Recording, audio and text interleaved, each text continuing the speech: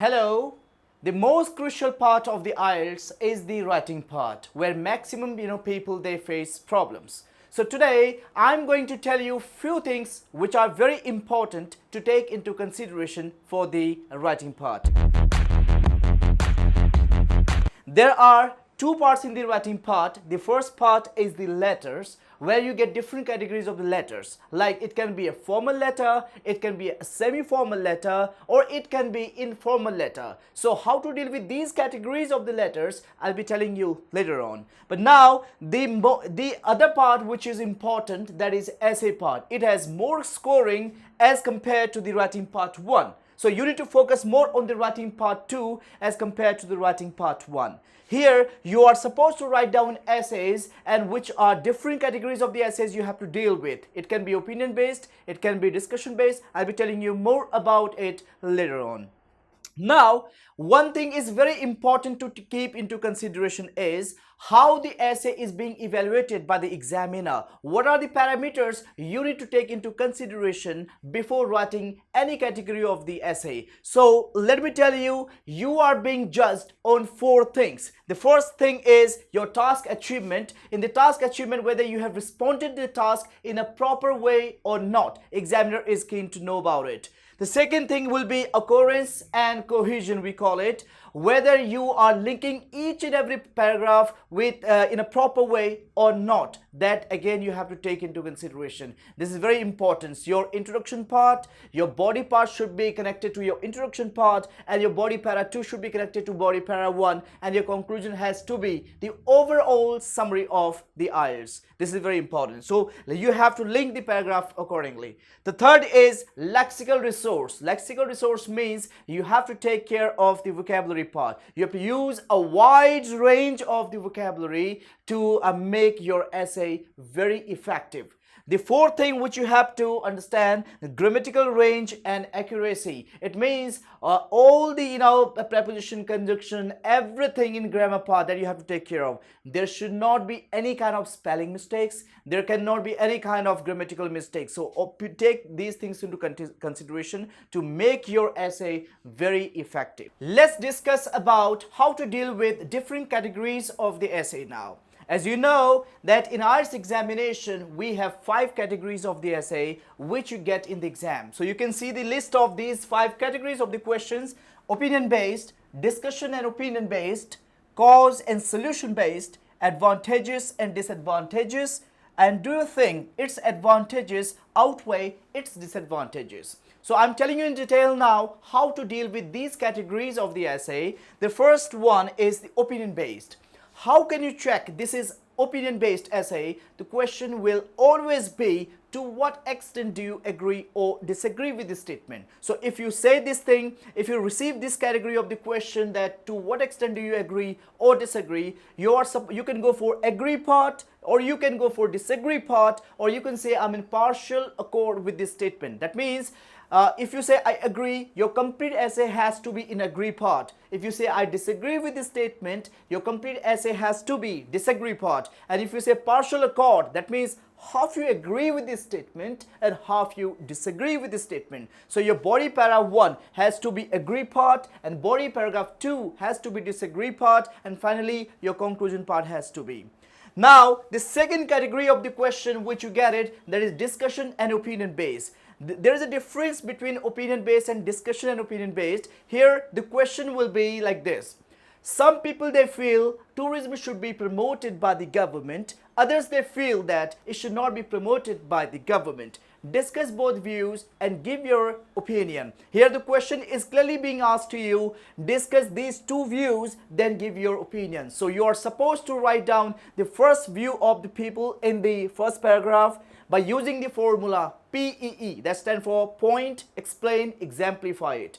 And the other side, on the other hand, you can discuss the other side view of the people. Then finally, when you write down the conclusion part, your personal opinion has to be there.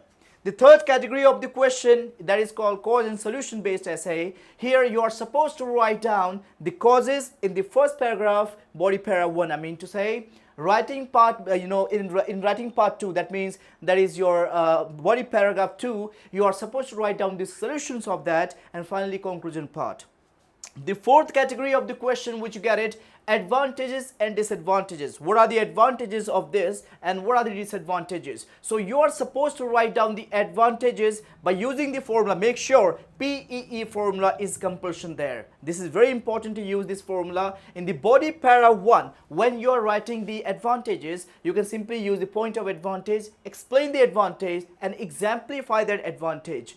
And if you want to add more information in the body para 1, you can use some linkers like moreover, furthermore, you can say. And body para 2 of this one will be disadvantages by using the same formula. And finally, the conclusion part has to be there. And last category, this is a tricky kind of question. Some people, they are confused with these two categories of the questions. Let me tell you the difference. Here, the question is being asked to you about the advantages and disadvantages. But here, if you talk about this last category of the question, here you are supposed to write down more advantages as compared to some part of drawback. For example, it says, do you think its advantages outweigh its disadvantages? That means, do you feel it has more advantages than its drawbacks? If you feel yes, then why do you think that? So you can have two body paragraph of the advantages and one short paragraph of the drawbacks, and finally you can write down the conclusion part. And most important thing about the essays, guys, do not write down less than 250 words. If you write down even a single word less than that, you are tend to lose straight away one band scoring on your task achievement. So make sure that this redundancy should not be there in the essay. Let's discuss about the writing part 1. In journal writing part 1, you get different categories of the letter. The first one is the formal letter, second one is semi-formal letter, and the third one is the informal letter. You may get any category of the letter in the examination, but you need to know how to deal with these three categories of the letter. The first is the formal letter. Any letter that you are writing to the higher authority, that is known as formal letter. It can be a job letter, it can be a complaint letter, or it can be any other kind of letter which you are writing to the higher authority, that is called formal letter. Now, what examiner is very keen to know while going through your letter part, you need to understand the sequence of that.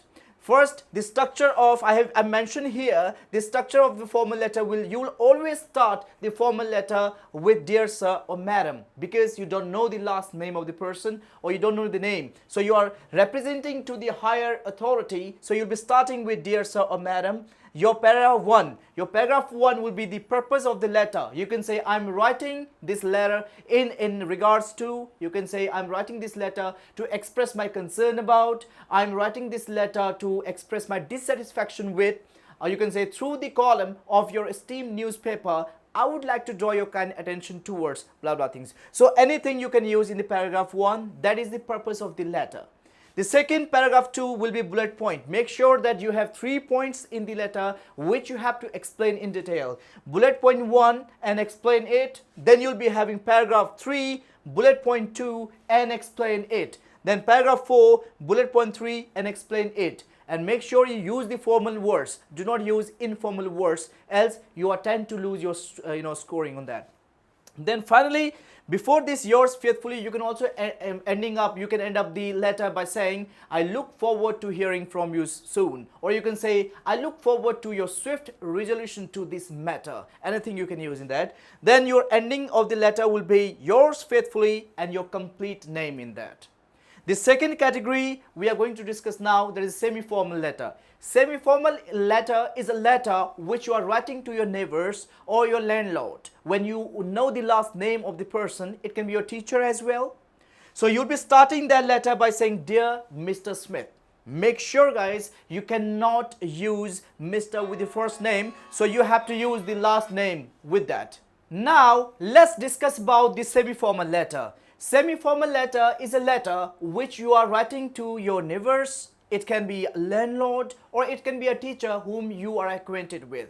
So in this semi-formal letter, you need to make sure that you have to start with Dear Mr. Smith.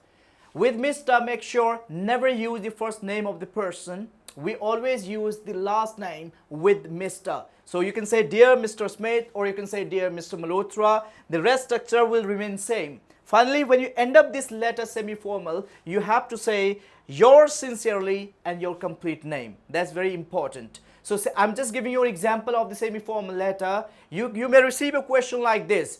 You are going out of your home for a few weeks. During your absence, there is no one to take care of your dog. Write a letter to your neighbor, intimate them what to do in your absence, how to feed your dog. So all bullet points you'll be getting up in the question. So this is semi-formal letter which you have to deal accordingly. Now the third category of the letter, that is called informal letter. Informal letter is a letter which you are writing to your friends or colleagues. You are acquainted with your friends, so you have to write down the letter by saying, Dear Raj. Here you can say the first name of the person, Dear Raj. And it's not compulsory to use here, the purpose of the letter. You can simply say, hope you're doing well. These words, informal words, you can use in the informal letter. But make sure that when you're ending up this statement, you have to say with warm regards and your name. Or you can also say with warm love with that. So these are the three categories of the letter we have discussed. We will discuss about in detail in our further sessions. Thank you.